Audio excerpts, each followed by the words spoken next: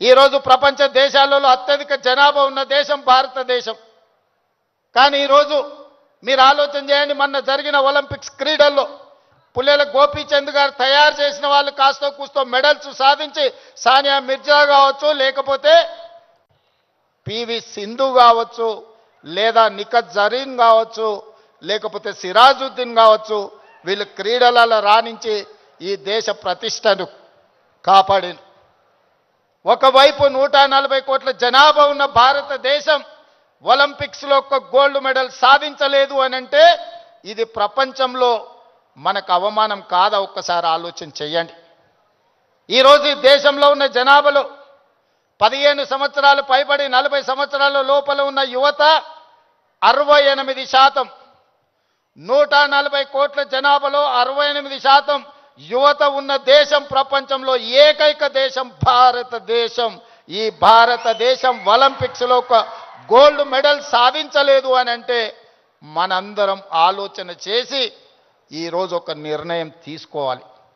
అందుకే మిత్రులారా, ఈరోజు మీ అందరినీ వేదిక మీద నుంచి ఈడికొచ్చిన వాళ్ళు వందల మందే ఉండొచ్చు, కానీ తెలంగాణ రాష్ట్రంలో ఉన్న లక్షలాది మంది విద్యార్థులను ఈ వేదిక మీద నుంచి నేను అడుగుతున్న మీ రేవంత్ అన్నగా, ఇది మన దేశానికి మన రాష్ట్రానికి గౌరవాన్ని తెచ్చిపెట్టేదేనా?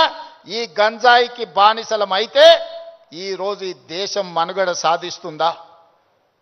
ఇంతకుముందు మిత్రులు చెప్పినట్టు మన దేశం యొక్క యువ సంపదను నిర్వీర్యం చేయాలి అంటే విజయ్ దేవరకొండ ఒక అంశాన్ని ప్రస్తావించండు. ప్రపంచ దేశాల ఆర్థిక వ్యవస్థను అధిగమించి సాంకేతికంగా అన్ని రకాలుగా ఈ దేశం ముందుకు వెళ్తే ఈ దేశాన్ని ఇంకా ఎదుర్కోలేము అన్నవాళ్ళు ఏదో రకంగా మనల్ని దెబ్బతీయాలని చూస్తారు. ఆ దెబ్బతీయడానికి ఒకరు యుద్ధం ఎన్నుకోవచ్చు, ఇంకొకరు కోవిడ్ని ఎన్నుకోవచ్చు, ఇంకొకరు గంజాయి లేదా డ్రగ్స్ ఎన్నుకోవచ్చు.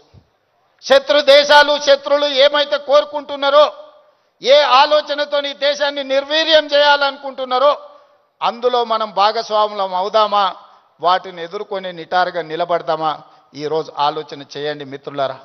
ఇవాళ పంజాబ్, హర్యానా ప్రాంతాలలో, దేశ సరిహద్దు ప్రాంతాలలో దేశ రక్షణకు ఉక్కు కవచంగా నిలబడ్డ పంజాబ్ రాష్ట్రం, పోరాటాలకు దేశ స్వతంత్రంలో అగ్రభాగాన నిలబడ్డ పంజాబ్ ఈరోజు డ్రగ్స్ మహమ్మారిలో కొట్టుకుపోతుంది.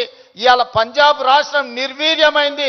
అక్కడి యువత బానిసలుగా మారి గంజాయికు డ్రగ్స్కు లోనై ఈరోజు ఆ కుటుంబాలు ఈరోజు అంతులేని దుఃఖంలో మునిగి తేలుతున్నారంటే దీనికి కారణాన్ని మనం ఆలోచన చేయాల్సిన అవసరం ఉన్నది.